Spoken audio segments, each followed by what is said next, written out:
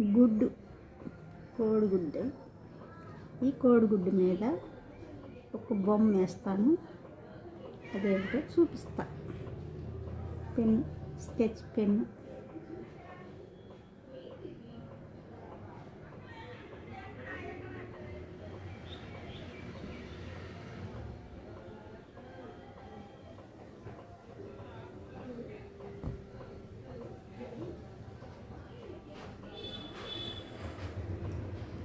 Smile, ఒక చిన్న చిరునవ్వు మీ జీవితానికి,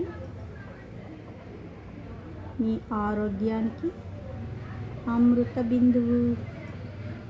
చూసారా స్మైల్ బొమ్మ ఎంత బాగుందో?